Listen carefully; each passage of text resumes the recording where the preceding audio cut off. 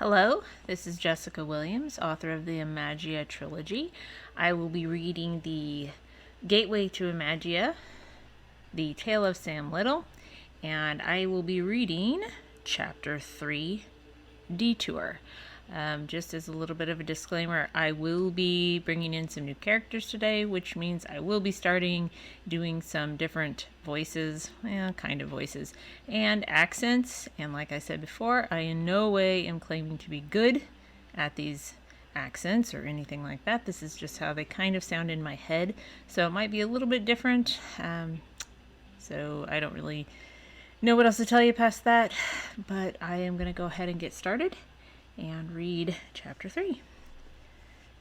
Detour. The bright sun shone through the trees, leaving a large spot perfectly sized for Sam and Yetus to lay and rest after a few games of Capture the Beast. Yetus's long black fur glistened in the sun's rays as he rested. He laid on his back, propped up on the large, fatty hump that sat above his shoulders. He reminded Sam of his fat cat, Cooper, when he would lazily sunbathe in the living room window.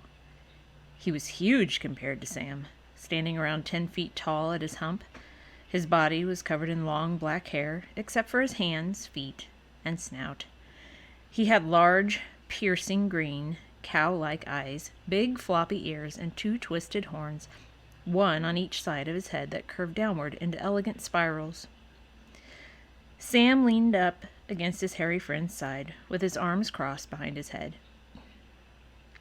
He relaxed while he decided which way their first adventure should take them. He listened to the forest. He heard strange birds flying in and out of the forest canopy as they sang their curious songs.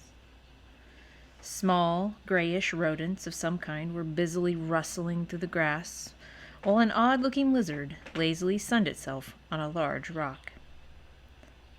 I wonder how big this world is, he thought out loud. I bet there are tons of cool places to explore. What do you want to do first, buddy? Yetus grunted indecisively and yawned widely, showing his large, horse-like teeth. He rolled over to his belly, making his unsuspecting counterpart fall to his back. Jeez! What did you have to go and do that for? You could have at least warned me. Sam mustered the best frown he could. This was, of course, hard to do, what with his sheer elation at the granting of his wish. A frown was the least likely of things he could manage right now. Never in his life had he imagined his wish to become this. It was more than he had hoped for, and it was nearly too much to believe possible. His imagination was very creative, but it hadn't ever looked quite like this. His eyes roamed every way to take it all in, always returning to his gaze to Yetus. When he sat on his haunches, Yetus looked much like a dog with short back legs and longer arms. It was easy to see how Titus was his inspiration.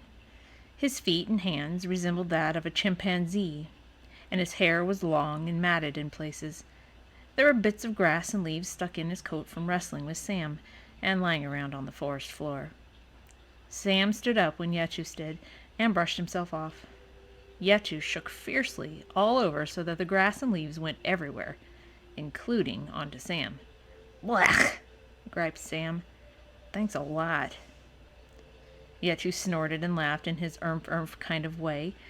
He mockingly grunted something else to Sam and tousled his already messy hair. Yeah. But you could have at least warned me, Sam said with a sideways smile. He could understand each and every grunt, groan, and grumble that Yetus uttered just as easily as if he were talking to a person. There weren't any other people around to see if he was alone that he could understand him. So Sam wasn't sure if this was still going to work in this world. But to him, it was as if he'd been speaking to Yetus his entire life. He looked himself over now. His hair resembled a bird's nest, and his pajamas were spotted with bits of the forest. His cape was already frayed at the edges and had a small tear from catching it on a tree branch. The cockleburrs still lingered on it, reminding him of mere moments ago when he was in his bed at home. He really did look like quite dirty for only being gone for... How long had he been gone by now? Sam started to wonder just how long ago he heard Titus's warning bark to his parents. He suddenly remembered that he was still wearing his watch. "Oh yeah, I almost forgot." His sudden realization startled Yetus and made him jump slightly. He glared over at Sam with tightened eyes to express his annoyance. "Oh, sorry about that, but I think it's only been an hour. It feels like I've been here all day. I wonder if my parents are freaking out. Sorry I scared you, but it's just that I remembered something. I was wondering how long I've been here when I remembered I still had my watch on." He tried to explain when Yetus cocked his head in confusion and grumbled a question. "I guess I mean, how long it's been since I crossed over into your world," he answered, but Yetus didn't seem to grasp his meaning of the words, your world. He rumbled another question. Sam paused for a moment to consider what Yetus asked him, and tried to understand. Yetus must have been confused because to him there was no other world, just this one world, a world where they both now stood, talking to each other, and it was a very peculiar situation. But Sam didn't feel like wasting his precious time here by worrying about the details.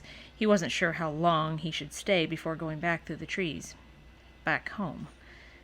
They were both up now. Rest time was over, and adventuring needed to begin. This world was a wild new place with so many things just waiting to be discovered. Sam took a good look around in each direction. He nudged Yetus in the side with a skinny elbow and asked, "How about that way?" He pointed to a break in the trees that seemed to lead to an even deeper part of the woods. "It looks pretty interesting. I bet you there's something cool over there." He looked up at Yetus to see what he thought. He scratched the hairy hump on his head while thinking about it and finally grunted his agreement. Sam picked up his frog light, wishing he had brought his backpack to keep it in. Then he wondered if it was even worth bringing at all, as it was daytime here. It was kind of heavy and would probably only slow them down in the long run. He couldn't stay for very long so that his parents wouldn't worry too much about him, and it was only a matter of time until they figured out where he had gone. Could they even get into this world if it was from his imagination? He'd never considered details like that in his eager wishing, so instead of dragging along the light, he decided that he would put it under a tree close to where he entered the forest. It would be safe there, and he could pick it up when he went back home. It would be like a breadcrumb on a trail. He would know exactly where to return through the trees. As he set the light down, he realized that it wasn't much of a breadcrumb. The light was green and became camouflaged in the grass, so he took off his hero cape and hung it on a branch right above the light. It was bright red and easy to see. He strained his eyes as he looked through the trees one last time. He was trying to see through the darkness on the other side for some sign that he should go home.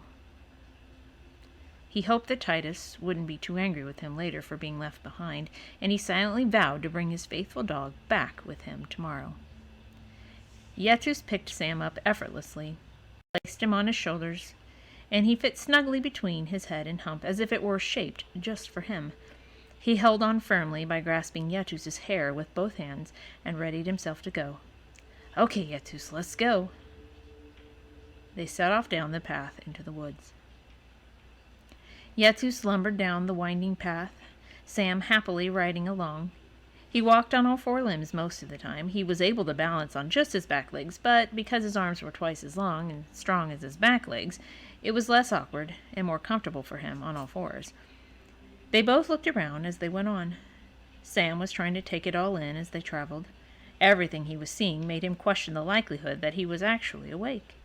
But in spite of what he thought, the reality was that it was more real than anything he'd ever experienced. The colors were the perfect warmth of the air he breathed in, and even the smells that were everywhere. It was all too real to deny. Brightly colored lizards darted across the path occasionally. Rabbit-sized furry creatures scurried into the grass, startled by the sudden disturbance in their forest dwelling. The sun was still high, but the farther into the forest they went, the darker it seemed to get. The path itself seemed to be melting away the farther they went, as did the busy forest life. It was far from being nighttime, but the tree canopy seemed to be getting thicker, blocking the safety of the sun's light with it. Sam was humming a tune, while Yetus bobbed his head to the music as he walked. They smiled, content. It felt so good to be on a real adventure this time. Sam loved his imagination, but now that it was real, it was so much more interesting. Nothing could make this adventure a bad idea, Sam thought to himself. As if the world could read his mind, something's angry roar echoed loudly through the trees ahead of them. Yetus jolted to a stop, nearly causing Sam to fall off his shoulders. Both stood in silence, looking around with their wide eyes. Sam could feel his friend shudder beneath him. He couldn't blame him. It was a terrible noise. That same odd knee-locking sensation crept up on him again. Whatever this new feeling was, it was starting to get annoying. It was also starting to rattle his nerves a bit, but at the same time he was curious as to what strange creature could make such a threatening sound. "Let's check it out," he partly stuttered. "It sounds like it's coming from that way." He pointed towards where the sound seemed to originate. Sam's naive bravery was not mirrored in his friend for the moment, and he whimpered a little at the idea of moving towards the frightful sound. He hesitated, going forward, hoping that Sam would change his mind and decide to go back the way they came. His little human counterpart was thinking something quite the opposite, though. Sam was becoming anxious to see what was out there. He wondered what the point was of coming here at all if they weren't going to discover new things. But even he could admit that despite this being his imagination at its finest, many things seemed very unfamiliar to him. It was strange and exhilarating at the same time. Sam urged him on, and Yetus stayed his ground. Going towards the terrifying sound was not at all his idea of the wisest course of action. Sam tried to coax him again and gently nudged him forward. "Come on, Yetus, what are you waiting for?" he said. He knew he had to say something more convincing. "Whatever it is, I have a good feeling. It's not going to hurt us." He bit his lip, hoping he was right. Yetus noticed the hesitation in Sam's face and defiantly shook his head. He made it perfectly clear that he wasn't about to budge. He sat back on his haunches and folded his arms. "Okay, fine," Sam muttered. "Be that way. I'll just go over and check it out for myself." He slid down off of Yetus's shoulders and headed towards where the sound came from, seemingly leaving Yetus cowering behind. It roared twice more as he pushed his way through the forest undergrowth. He was getting closer to the sound. He could see a thinning of the trees, just over a massive fallen tree. He stopped and wondered if it would be easier to climb over or to fight the branches and go around it. This is where Yetus would have come in handy. He was about to vent his frustration for Yetus not following him, when he felt two strong hands lift him up and place him on top of the tree. Sam beamed at him. "I thought you were going to stay behind." Yetus snorted quietly, cocked one eye, and then shook his head while grumbling something low. Sam just kept smiling and said, "Yeah, well, thanks just the same." He slid down from the tree and looked around cautiously. Just ahead of him, he could see what appeared to be a deep hole in the ground. He slowly inched closer to the edge until he was on all fours, crawling on the ground. Yetus kept a close distance to him, and Sam could occasionally feel a worried hand on his back warning him to be careful. The hole looked man-made, like a deep makeshift trap, from what he could tell, and as he neared the edge of the pit, he could hear what sounded like a woman mumbling to herself. He looked to Yetus, who shrugged and then peered cautiously over the edge. He was trying hard not to make a sound, just in case it really was something dangerous. There, pacing back and forth like a bored lion, was a familiar sight. It was a Nikor cat. He recognized it right away. It had 3 brilliant crystal blue eyes. 2 menacing saber teeth hung down from its top jaw. It was exactly as he had pictured, right down to the orange-striped fur resembling that of his pet cat Cooper. He had encountered many of these ferocious creatures in his imaginary world back home. There was just one abnormality about this one. He listened close, and there was no mistaking it. This Necor cat was actually speaking. In all his time imagining, they'd certainly never done that before. "I can't believe I'm stuck down here," she said. "This is just absurd. How did I get myself in this predicament? I'm so much smarter than this. And just how am I going to get out of it?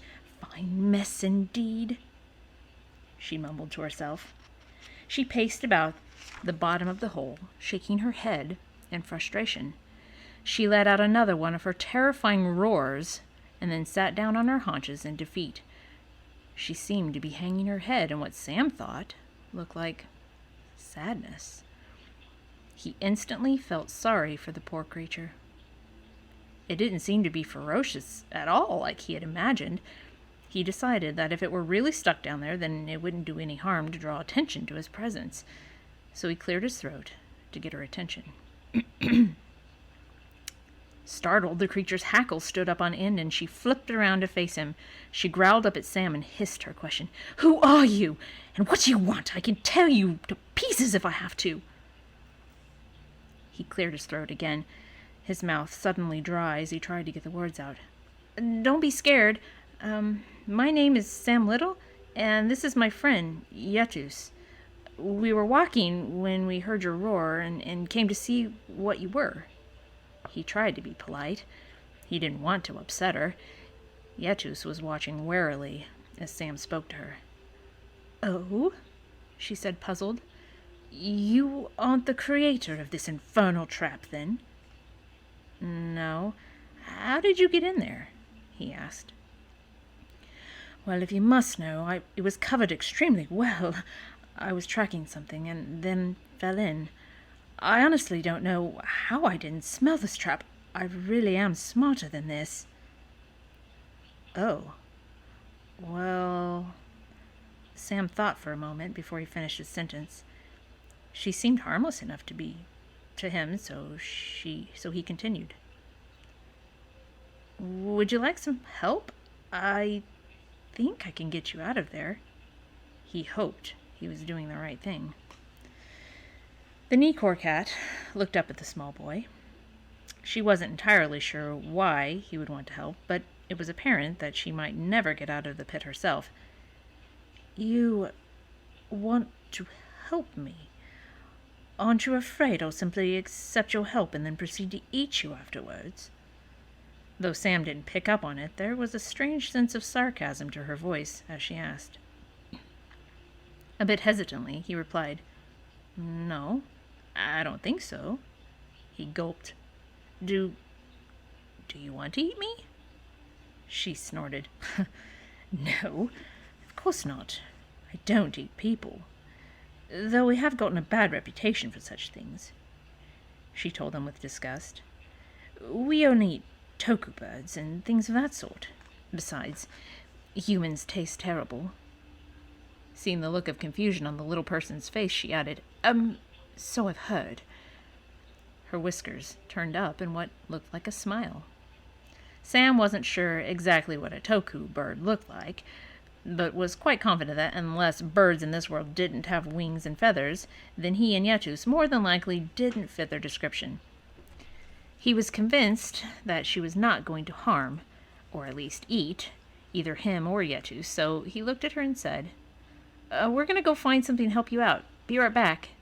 I promise." He looked around the forest for something that might aid in his rescuing attempt. As he searched for something that would work, he said, "Okay, Yetus, we need to find something that can help the Necor cat."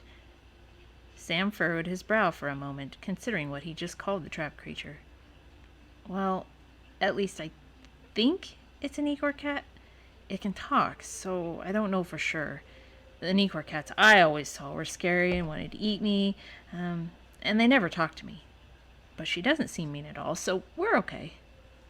Yetus's jaw tightened. He turned around at the pit and grumbled something to Sam. "No, she's not like that.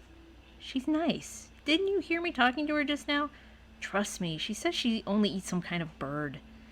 Yetus grumbled something else in reply, and Sam said, "Of course I trust her. She seems plenty nice. Now help me pull some of those big vines down from the trees. I think we can make a rope or something and pull her out." They looked for the strongest vines, and Yetus pulled them down reluctantly. They both headed back towards the hole, with the vines in tow, Yetus grumbling the whole way. Sam looked back down into the pit and explained, "We're throwing down some vines. Do you think you'll be able to crawl up them?" Yes, I think so," she returned. Yetus held on to one end of the makeshift rope and looked at Sam pleadingly before he tossed down the other end. He didn't get a response, so snorted annoyingly and then tossed the vines down. He held on while she climbed up, supporting her massive weight with his full body. He kept a watchful eye on his friend, ready to pull him out of harm's way in a split second's time. Try as he might to discourage Sam, he knew that there was no convincing him otherwise. The Nikor cat dug her sharp claws into the vine and pulled herself up. Her strong, muscular back legs tore into the earth, keeping her from slipping down again. Yetus pulled back on the vines to ease her along, and Sam also tried his best to pull. Brave or not, he really wasn't very strong. Yetus was good to have around for such occasions. The vines groaned menacingly under the weight, as if about to snap at any moment.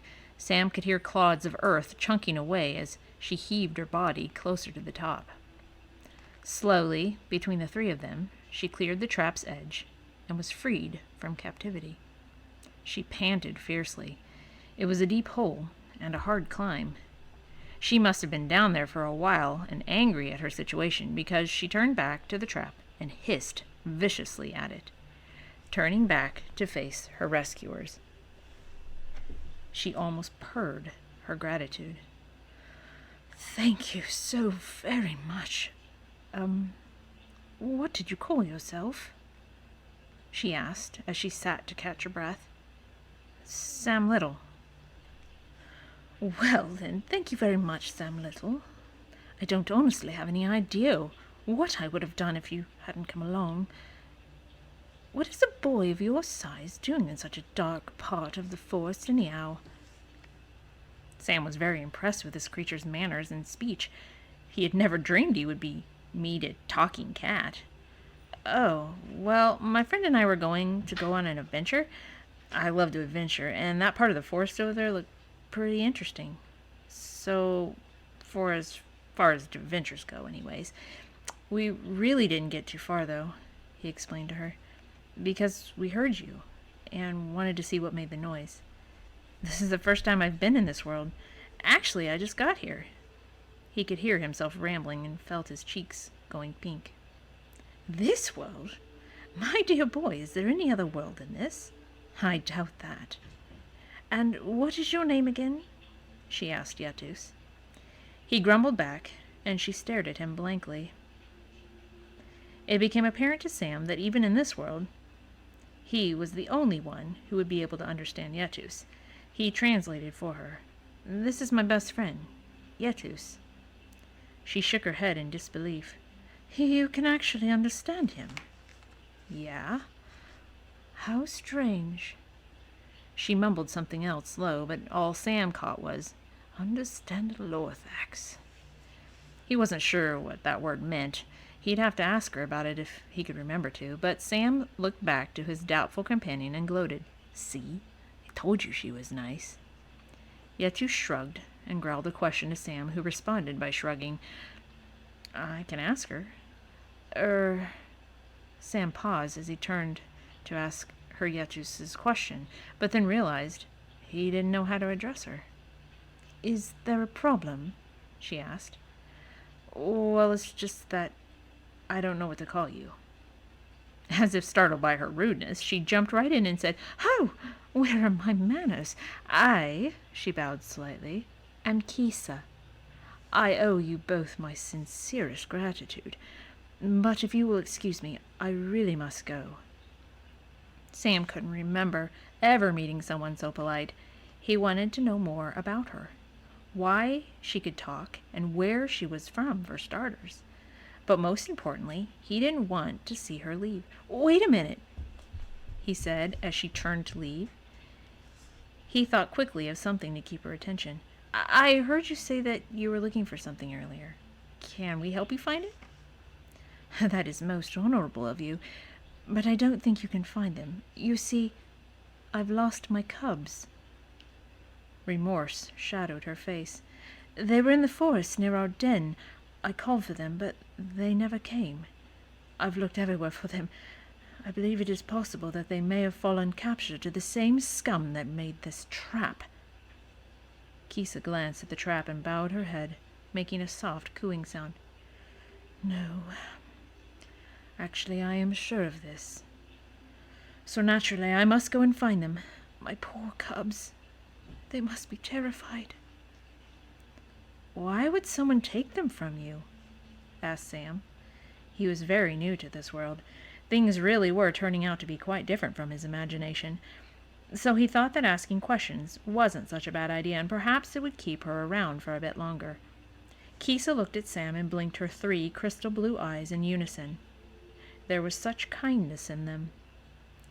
My kind are captured, so they can be used to do terrible things, Sam Little. They are trapped or taken when they are very young. I don't know exactly what is done to them, but I've heard horrifying stories. And if I don't find my cubs soon, I fear they may be lost to me forever. Sam was consumed by sadness as she explained what happened. He looked up at Yetus. The concern in his face for the situation they were in had softened by her story. An idea came to Sam suddenly, and he said, We can help you find your babies. I know we can. Yetus's eyes went wide, and his jaw dropped as Sam said this. After all, 6 eyes, 7 eyes, he corrected himself, are better than, 3? He looked at her hopefully. Kisa looked moderately surprised at his offer. She glanced at both of them and considered for a moment. With some hesitance, she answered him. I suppose it couldn't hurt, though I'm not really sure what good it will do. I warn you that it could be a considerable journey. Are you absolutely certain that you want to come? Sam thought about it. If a gentle creature like her was taken against their will, it didn't seem right to him. He knew deep down that he could help her. At the very least, he would try. He looked up at Yetus, knowing that he would certainly object. Just as Sam thought, he had a look of utter disbelief on his face. Come on, Yetus, he pleaded. Just think about those poor, scared babies out there. I bet you they really miss their mom. We can't just let something bad happen to them if there's something we can do to help, right? It was the perfect guilt trap. At first, Yetus was frowning, but then his face shifted to pity. There was no use in arguing. Sam would win his way, so he put on a noble face, stood tall, and nodded his head as he grunted in agreement. Sam grinned at his friend and scratched behind his ears. Cool, he said. Kisa took a step closer to them, as if to examine them better before continuing. I must warn you, she cocked her head. I'm not sure where this journey will leave you. I admit that even to me their scent is not consistent. The variation in their path is what led me to fall into that trap. I have to find it again, but when I do, I cannot promise you that I will not leave you at a moment's notice. I'm quite fast, and your pace is likely to disagree with my tracking. Though the look of gratefulness was there in her face, there was also a hint of concern. Whether it was for Sam or her cubs, it was difficult to say. She continued, Can you accept that possibility, Sam Little? He wasn't sure why she seemed so troubled, and whether or not he should be as well, but he nodded in agreement. The tawny cat sighed. Very well, then. I accept your help. May we be successful in our journey. Then it's official. Let's go find your babies, Kisa. Yetus lifted Sam onto his shoulders. Kisa mustered a smile, Or at least it was as close to a smile that a cat could have. "Thank you, Sam Little." He chuckled at her use of both his names. "You can just call me Sam." She tilted her head questioningly. "Sam. Very well. Off we go now, Sam." All right, that is chapter 3. I hope you enjoyed it, and I hope you're looking forward to the next chapter. I will try to get it out a little bit sooner this time. Had a couple things come up this last week, so I couldn't get it done. But our next chapter will be called Chapter 4, Deception. So I thank you for listening, and hope you join me next time. All right, bye.